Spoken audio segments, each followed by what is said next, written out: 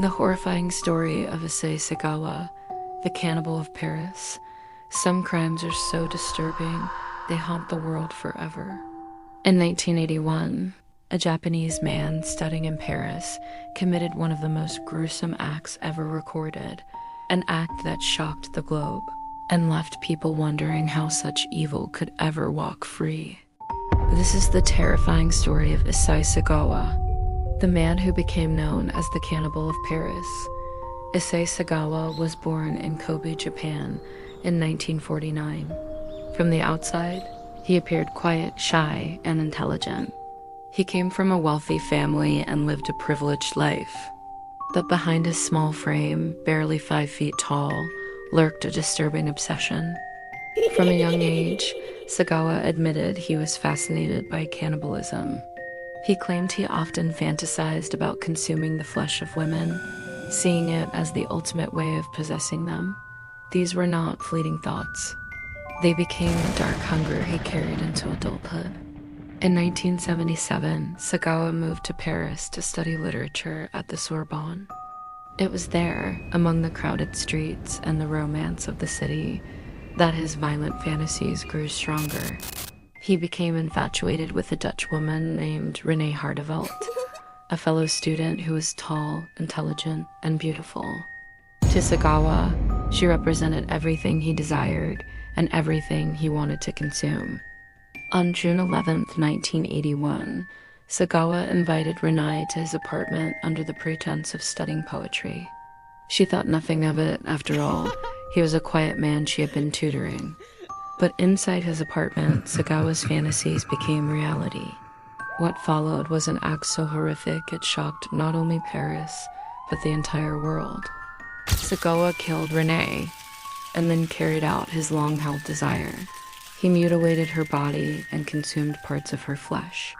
For him, it was not about survival. It was about possession. It was about fulfilling his lifelong obsession.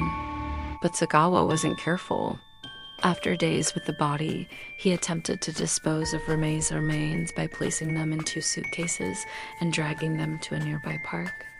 Witnesses noticed his strange behavior as he struggled with the heavy cases. Soon after, police were called. When they opened the suitcases, they uncovered the gruesome remains, and Sagawa was arrested on the spot. The trial shocked France.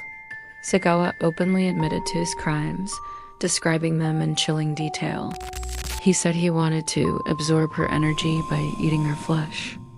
But here is where the story takes a terrifying turn. Instead of being convicted and imprisoned, French authorities declared him legally insane. He was held in a psychiatric hospital only to be released after just a few years. Because of his wealthy family's influence, Sagawa was eventually deported back to Japan. And in 1986, shockingly, he was declared sane and set free. For decades, Sagawa lived freely in Tokyo. He became a macabre celebrity, even writing books, giving interviews, and appearing on television shows. The families of his victim were horrified. The world was stunned. How could a man who admitted to such a crime be allowed to live openly, profiting from his infamy? To many, Sagawa represented the ultimate failure of justice, a living reminder of how monsters can walk among us. In November 2022, Issei Sagawa died of pneumonia at the age of 73. His death closed the chapter on one of the most terrifying true crime stories of the 20th century. But his crimes and the injustice of his freedom remain a haunting scar in history. The case of Issei Sagawa is more than just a murder. It is the story of obsession, privilege, and horror. A man consumed by his fantasies, who turned them into reality.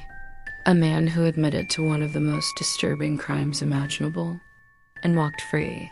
Some killers die behind bars, but Sagawa, he lived among us. And that may be the scariest part of all.